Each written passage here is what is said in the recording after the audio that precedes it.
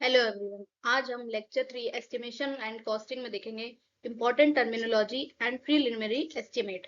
अब important terminology इसलिए कह रहे हैं क्योंकि कुछ ऐसी टर्मिनोलॉजीज, कुछ ऐसे टर्म्स हैं, डेफिनेशंस हैं, ऐसे एरियाज हैं जो आपको पता होने चाहिए। तो चलिए देखते हैं। अब सबसे पहले प्लिंथ एरिया। प्लिंथ क्या होता है सबसे पहले तो वो देखो। जैसे कोई भी स्ट्रक्चर है तो सबसे पहले आप क्या करते हो, एक्सकेवेशन करते हो। फिर उसके बाद उसमें कंक्रीटिंग होगी, थोड़ा सैंड का ग्रेवल डलेगा और जितना भी मिक्सचर है वो सारा डलेगा। तो फिर उसके बाद जो मेन एक लेयर डलती है वो होती है प्लिंथ, जिसके ऊपर से आपका सुपर स्ट्रक्चर स्टार्ट हो जाता है। मतलब सब स्ट्रक्चर और सुपर स्ट्रक्चर के बीच का जो प्लेन है, जो उसको अलग कर रहा है, उसको बोलते हैं प्लिंथ। है ना। जैसे कि आपने नीचे सारा स्ट्रक्चर बना दिया, अब एक आप बेस बनाओगे ना जिसके ऊपर आपका पूरा स्ट्रक्चर खड़ा होगा। सब स्ट्रक्चर और सुपर स्ट्रक्चर क्या होता है? सब structure is the structure below ground level and super structure the structure above ground level. तो ग्राउंड लेवल से नीचे जो स्ट्रक्चर होगा उसमें सबसे पहले आप जब ऊपर से स्टार्ट करोगे तो सबसे पहले आप प्लिंथ देखोगे, उसके बाद आपकी कंक्रीटिंग, जो कंक्रीटिंग बेड्स होते हैं, फिर उसके बाद एक्सकेवेशन फाउंडेशन वो। तो प्लिंथ एरिया वही होता है। अब क्या प्लिंथ एरिया आप क्या कंसिडर करोगे एस्टिमेशन में, वो चलिए हम देखते हैं। Plinth area is the area between external dimension at the floor level। अब plinth area जो होता है वो external dimension तक होता है। जैसे कि यहाँ से लेके पूरा आपका यहाँ तक एरिया जाएगा, जहां तक आपकी वॉल, जहां तक आपकी वॉल एंड हो रही है ना, outer wall, inner to outer wall, है ना। पूरा फ्लोर एरिया, आप रूम में जाओ, जहां तक आपको जमीन दिखाई दे रही है, जहां तक आपकी दीवार खत्म होगी, पूरा प्लिंथ एरिया। देखिए मैंने आपको पिक्चर से दिखाने की कोशिश की है कि आप समझ जाओ। जैसे कि ये आपका एरिया है रेक्टेंगुलर, और ये जो है एरिया जो बाहर तक आएगा, पूरा एरिया जो कवर हो रहा है वो प्लिंथ एरिया है। So the area between external dimension outer wall, outer wall तक के एरिया, आउटर वॉल का एरिया जो पूरा तक कवर होगा उसको प्लिंथ एरिया बोलेंगे, जो मैंने पिक्चर से आपको दिखाने की कोशिश भी की है। It is a covered built up area measured at the floor level of any story. Built up area इस टाइप ऑफ लिविंग एरिया जहां पे हम रह सके या कोई भी काम हो सके, जहां हम सर्वाइव कर सके, that's called built up area. A plinth area is also called as built-up area and is the entire area occupied by the building including external and internal walls। मैंने बोला ना कि एक्सटर्नल से लेके इंटरनल वॉल, पूरा area जो आपको दिखाई दे रहा है, और जो वॉल्स जितने थिकनेस में बनी है वो भी, इनर से लेके आउटर वॉल तक का एरिया आपका प्लिंथ एरिया होगा। ठीक है। अब चलिए आगे देखते हैं, आगे areas. Items not included in plinth area. अब प्लिंथ एरिया में क्या क्या आइटम नहीं हो सकते? देखिए ऐसे ऐसे तो मेनली पता होना ठीक है, नहीं ठीक है, लेकिन एग्जाम्स में आपसे जनरली क्वेश्चन पूछ सकते हैं कि प्लिंथ एरिया में हम क्या क्या इंक्लूड नहीं कर सकते, प्लिंथ एरिया पे क्या क्या नहीं आता है। क्योंकि ऑब्वियसली प्लिंथ एरिया पे वही चीजें आएंगी जो बेस पे बनी होंगी, है ना, तो वो प्लिंथ एरिया में आएंगी। लेकिन और ऐसे हमें पता करना पड़ेगा कि प्लिंथ एरिया में क्या क्या आएगा, है ना। लेकिन अभी तो मैंने बता दिया कि प्लिंथ एरिया क्या होता है, लेकिन कुछ चीजें हैं जो प्लिंथ एरिया में इंक्लूड नहीं होती, हर चीज प्लिंथ एरिया में नहीं आती। तो मैंने पिक्चर्स लेके हर तरीके से आपको एक्सप्लेन करने की कोशिश की है। अब एरिया ऑफ लॉफ्ट। लॉफ्ट मतलब क्या होता है? ताड़।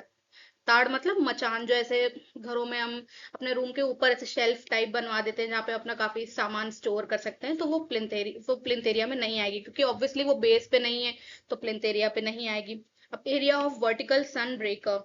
सन ब्रेकर ये, दीज आर सन ब्रेकर, ये सन ब्रेकर्स हैं। ये भी प्लिंथ एरिया में आपके नहीं आएंगे, जो सन प्रोटेक्शन के लिए लगाए जाते हैं, sun breakers. Area of cornice. Cornice क्या है? ये मेनली इसको आर्किटेक्चरल पर्पस के लिए, मतलब डिजाइन अच्छा दिखे इसलिए यूज करते हैं, तो ये कॉर्निस होते हैं। ऐसे इनका ऐसे स्ट्रक्चरल पर्पस से कोई रोल नहीं है, जस्ट आर्किटेक्चरल पर्पस से है कि पता लगे कि हाँ ऐसा काफी अच्छा डिजाइन हो रखा है स्ट्रक्चर का। तो ये आउटर आउटर चीजें हैं, इनका भी प्लिंथ से कोई लेना देना नहीं है। अब एरिया ऑफ ओपन प्लेटफॉर्म। कोई भी ओपन प्लेटफॉर्म है, कोई भी कोई भी खुली जगह है वहां पे, है ना, जहाँ पे आप ऐसे घूमो टहलो, तो वो भी प्लिंथ एरिया में नहीं आएगा, है ना। क्योंकि जैसे रूम रूम और जो बाउंड्री के बाहर जो चीजें हैं वो ओपन प्लेटफॉर्म में आ जाएंगे। अब area of open staircase, mainly spiral.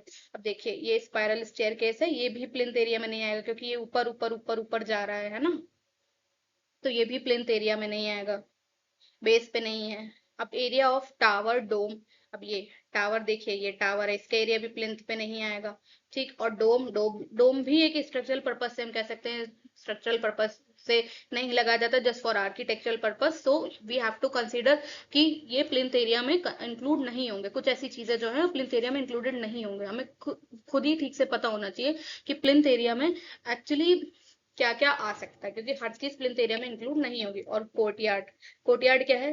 ये open, something we can call open ground, है ना, something we can call open ground. Courtyard ऐसे कोई जैसे जैसे ऐसे इंस्टीट्यूशनल बिल्डिंग हो, कॉलेजेस हो, हॉस्टल्स हो, तो उनमें बना होता है ऐसे, यहाँ पे रूम्स बने होते हैं और एक ऐसे आंगन टाइप, है ना, courtyard we can call it aangan. सो उसको आंगन कह सकते हो। तो ये सारी जितनी चीजें मैंने आपको बताई ये प्लिंथ एरिया में इंक्लूड नहीं होती। ठीक है, now next, plinth area includes. अब प्लिंथ एरिया में आता क्या क्या है, देखिए मैंने पहले भी आपको कहा कि मैंने पिक्चर से आपको बहुत एक्सप्लेन करने की कोशिश की है कि आप खुद विजुअलाइज कर सके कि क्या क्या चीजें प्लिंथ एरिया में आ सकती हैं और क्या क्या नहीं आ सकती। ठीक है, अब प्लिंथ एरिया में, plinth area includes according to IS code 3861 2000। अब IS कोड जो इंडियन स्टैंडर्ड कोड होते हैं 3861 के अकॉर्डिंग प्लिंथ एरिया में क्या क्या आता है, तो आप देखते हैं। Wall area, this is the area of the walls at the floor level excluding any decorative elements sticking out. अब वॉल एरिया क्या है? ये पूरा वॉल एरिया, कोई भी डेकोरेटिंग मटेरियल हटा के, कोई भी डेकोरेटिंग मटेरियल उससे चिपका ना हो, हमें फ्लोर एरिया वही, वॉल एरिया वही होता है। जहां तक आपकी फ्लोर जा रही है कोई भी डेकोरेटिंग मटेरियल हटा के उसको हम वॉल एरिया बोलेंगे। ठीक है, फिर shafts, this includes spaces for pipes, cables and other utilities as well as stairs and elevators. अब ये सब शाफ्ट्स क्या होता है, जो कुछ एरिया हम ऐसे अलग निकाल देते हैं, जैसे अपार्टमेंट बन रहा है तो उसके लिए लिफ्ट के लिए जो सब पाइप्स डलेंगे, वेस्ट मैनेजमेंट के लिए वो पाइप्स, और या कोई भी ऐसी केबल्स केबल्स डाल रहे हैं किसी भी कनेक्शन के लिए, इलेक्ट्रिसिटी वायरिंग के लिए, तो कुछ भी हम शाफ्ट बना रहे हैं, एसी डक्ट हो रहे हैं उनके लिए शाफ्ट बना रहे हैं। तो मेनली डिफरेंट यूटिलिटीज के लिए जो हम शाफ्ट बनाते हैं, जो ऐसे जगह बनाते हैं ना अलग से, जो हमारी लिविंग नहीं होती उनको हम बेसिक पर्पज के लिए, यूटिलिटीज के लिए बनाते हैं, लाइक लिफ्ट के लिए, एलिवेटर, एस्केलेटर। आप जगह जगह का फर्क है कि आप कहाँ बना रहे हो, अगर रेसिडेंशियल है, कमर्शियल बिल्डिंग है या कहाँ है, तो उसमें उसके बेसिस पे फर्क पड़ता है कि लिफ्ट लगेगी या पाइप्स हैं, वो तो सब डोमेस्टिक हो गया, और डोमेस्टिक क्या कमर्शियल भी हो गया, लेकिन ये लिफ्ट वगैरह ये सब तो मेनली कमर्शियल बिल्डिंग्स के लिए होती हैं। तो वही शाफ्ट होती है जो हम डिफरेंट पर्पस यूटिलिटीज के लिए अलग अलग जगह छोड़ देते हैं, pipes, cables, utilities, stairs, elevators के लिए जो हम शाफ्ट जो अलग जगह छोड़ते हैं वो शाफ्ट हो जाएंगे। Open verandas, see see this picture, देखो आप इसमें कि ये वरांडा है, ये भी, ये प्लिंथ एरिया का हिस्सा है क्योंकि ये बेस है। इसके बाहर जो है ना एरिया, ये नहीं आएगा, बस यहाँ तक आपका ये जो वरांडा है यहाँ तक है, ये आपका प्लिंथ एरिया में आ जाएगा। ठीक है, these are partially enclosed areas for parts with a roof above 100% of the area is counted। इनका 100% ऑफ एरिया प्लिंथ एरिया जैसा काउंट होगा। एक ऐसी रूफ जैसे हम इन पे डाल सकते हैं, लेकिन बरामदा समझ के, ओपन प्लेटफॉर्म समझ के इसे हम इन इग्नोर नहीं कर सकते, ये प्लिंथ एरिया में इंक्लूड होगा क्योंकि ये भी इसके सुपर सब स्ट्रक्चर का हिस्सा है। अब बालकनी से similar to verandas with a roof counting as 100% and no roof counting as 50%। इसमें हाँ एक चीज मैं बताना भूल गई कि for parts without a roof only 50% is counted. अगर जिस पार्ट में रूफ नहीं है तो ओपन वरांडास का 50% काउंट होगा। आप यह ध्यान रखिए कि ऐसे नॉर्मली एग्जाम्स में भी ये पूछ सकते हैं कि कितना एरिया किस चीज में इंक्लूड होगा, तो आपको ये पता होना चाहिए कि 100% एरिया रूफ के साथ काउंट होगा, लेकिन अगर रूफ नहीं है तो 50% एरिया काउंट होगा। अब बालकनीज में क्या है, वरांडास की जैसी ही होती है बालकनी, हाँ वरांडा नीचे होते हैं और बालकनी ऊपर होती है, मतलब फ्लोर बाय फ्लोर भी होती है। तो बालकनी बालकनी में क्या होगा, similar to veranda with roof counting as 100% and no roof counting as 50%। ठीक है, अगर बालकनी के ऊपर जो आपकी है रूफ है तो उसको 100% काउंट करेंगे, रूफ नहीं है तो आपको 50% काउंट करेंगे। Okay, next, alcoves. अब एल्कोव्स क्या होते हैं? Alcoves are like depressions in walls. Mainly architectural purpose तो कह ही सकते हैं, डेकोरेटिव अच्छा लगता है, लेकिन ऐसे बहुत से ऐसे पर्पस के लिए यूज होता है, जैसे मैंटल पीस, आप किसी, आप कोई फायर बॉक्स बनाना चाहते हैं, फायर एरिया जहाँ पे ऐसे ठंड में काम दे, या कोई भी ऐसे डेकोरेटिव पीस बनाना चाहते हैं, तो मैंने देखा है एक आर्च टाइप का बनता है, just like a depression in wall, एक वॉल में एक ऐसा डिप्रेशन सा दे दिया जाता है ना, ये डिप्रेशन है ना, ऐसे। तो वॉल में कैसा डिप्रेशन टाइप दे देते हैं हम, उसको एल्कोव्स बोलते हैं, जो हम डेकोरेटिव पर्पस या फायर प्लेसेस के पर्पस से यूज कर सकते हैं। मेनली ऐसे पुराने घरों में बना होता है, लेकिन आज भी लोग डेकोरेटिव पर्पस के लिए बनवाते हैं। फिर अब इसका इसका मेनली क्या है, these are small recess areas outside the wall, wall के बाहर बने होते हैं, वॉल से बाहर ही बने होते हैं। The alcoves are can be called as a depression in walls, their area is counted अब उनका एरिया कैसे काउंट होता है, इसका भी अलग डिफरेंस है। 25% of area of alcove height of 1 metre, अगर आपकी एल्कोव की हाइट 1 मीटर है तो 25% एरिया इंक्लूड होगा प्लिंथ में। ठीक, अब 50% area of alcove height of 1 to 2 metre, अगर 1 से 2 मीटर हाइट है तो 50% एरिया इंक्लूड हो जाएगा प्लिंथ में। और अगर area of alcove height of greater than 2 metre, अब इतना बड़ा एल्कोव हो जाएगा तो उसका 100% आप कैलकुलेट कर लेंगे। ठीक है, उसका 100% आप इंक्लूड करेंगे। Okay, now next, carpet area. अब ये कारपेट एरिया भी अलग चीज है, जैसे मैंने आपको बताया प्लिंथ एरिया होता है, वैसे एक कारपेट एरिया होता है। प्लिंथ एरिया मैंने आपको बताया था कि वो पूरा यहाँ से लेके यहाँ तक, इनर टू आउटर वॉल। लेकिन बस कारपेट एरिया में और उसमें इतना ही फर्क है कि जो वॉल जो एरिया है वो फ्लोर एरिया तो होता है, लेकिन इनर वॉल्स तक का एरिया होता है, उसमें आप नहीं इंक्लूड कर सकते हो आउटर वॉल के। आउटर वॉल इंक्लूड नहीं होगी, जस्ट इनर वॉल तक का एरिया होगा, बाकी फ्लोर एरिया जहाँ पे कह सकते कारपेट मतलब क्या होता है, कालीन, जहां आप कालीन बिछा सको वो कारपेट एरिया है नॉर्मली, है ना। लेकिन इसको ऐसे इंजीनियरिंग पर्पज से हम कैसे पढ़ते हैं, this means area in building which is useful on area of drawing room, dining room, kitchen, staircase, stores, verandas, entrance hall, bathroom, इन सब एरियाज के लिए हम यूज कर सकते हैं, क्योंकि इन पे हम कारपेट बिछा सकते हैं और मेनली सर्वाइव कर सकते हैं लिविंग के लिए, लिविंग पर्पज के लिए। क्योंकि बस हम इसमें वॉल, इनर वॉल और आउटर वॉल का ही तो एरिया हटा रहे हैं, बस इतना एरिया ही तो हटा रहे हैं ना, तो ये कारपेट एरिया हो जाएगा। मेनली लिविंग पर्पज के लिए यूज है, लेकिन आपका पूरा एरिया इसमें कवर नहीं होगा, कारपेट एरिया आपका इतना ही गिनेंगे, टू इनर वॉल्स, है ना।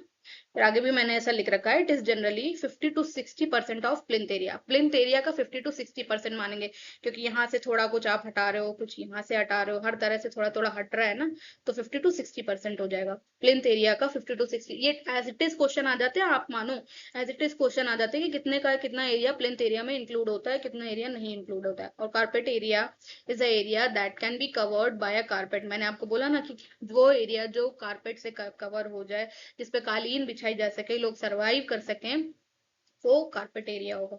This area does not include the thickness of pillars and inner wall. अब आपने बोला ना कि कारपेट बिछा सकते हो, तो जहां पिलर होगा और इनर वॉल्स, हाँ, पिलर्स होंगे, इनर वॉल्स होंगी, तो उधर आप नहीं बिछा सकते हो, तो मतलब वो कारपेट एरिया नहीं आया। पिलर्स बन गए, जैसे यहाँ पे, जैसे मान लो यहाँ पे पिलर बना हुआ है कोई एक, तो इसके आसपास आप इसको आप कारपेट एरिया में नहीं करोगे, क्योंकि इसकी तो अलग ही फाउंडेशन होने वाली है ना नीचे। ठीक है, फिर the common areas are also not included, common areas भी इंक्लूड नहीं होते। कॉमन एरियाज में भी आप कारपेट नहीं बिछा सकते, मैंने बोला ना आपको कि कारपेट से ही आप जानो कि जहां आप कारपेट बिछा सको वो आपका कारपेट एरिया है। ठीक, अब lift, staircase, lobby, play area etcetera, lobby, play area etcetera lift के साइड नहीं हो सकता, स्टेयरकेस के साइड नहीं हो सकता, लॉबी जहां बैठते उठते हैं लोग, ऐसे लॉबी जो बनी होती है कॉल्ड ड्राइंग रूम टाइप, लेकिन लॉबी अलग चीज होती है थोड़ी, इसमें ऐसे ड्राइंग रूम जैसा माहौल नहीं होता, बस ऐसे बैठने का होता है। तो फिर प्ले एरिया जहाँ पे आप खेल सकते हो, वहां पे आप, प्ले एरिया जो ग्राउंड हो रखा है वहां पे नहीं आप कारपेट एरिया बना सकते हो, वो भी आपका कारपेट एरिया में इंक्लूड नहीं होगा। तो यहाँ से आपका लेक्चर समाप्त होता है। आज हमने देखा कि हम प्लिंथ एरिया क्या होता है, कारपेट एरिया क्या होता है, और बेसिक मेनली सारी पिक्चर्स से मैंने आपको विजुअलाइज कराया कि क्या क्या चीजें हम प्लिंथ एरिया में इंक्लूड कर सकते हैं। जैसे आप मान लो कहीं भी इंजीनियरिंग स्ट्रक्चर कोई ऐसे वर्ड सुन लेते तो आपको पता नहीं होता कि शाफ्ट क्या होता है, एल्कोव क्या होता है, तो उनके बारे में भी, सबके बारे में पता होना चाहिए, क्योंकि जब आप एस्टिमेट करोगे, तो मैंने शुरू से आखिरी तक मैं यही बोलती हूँ कि एस्टिमेशन में हर एक चीज इंक्लूड होगी, हर एक चीज इंक्लूड होगी। घर में बनने वाले सब स्ट्रक्चर, सुपर स्ट्रक्चर, छोटी से छोटी चीज से लेके लेबर के वेजेस, उनके काम, उनकी, और जो मटेरियल यूज हो रहा है उन तक, शुरू से लेके आखिरी तक हर एक कॉस्ट एस्टिमेशन में डिफाइन होती है। ठीक है, तो हमें एस्टिमेशन के लिए हर एक टर्म पता होना चाहिए, क्योंकि आगे हम जब कैलकुलेट करेंगे तो हमें हर एक चीज पता होनी चाहिए। Okay, thank you.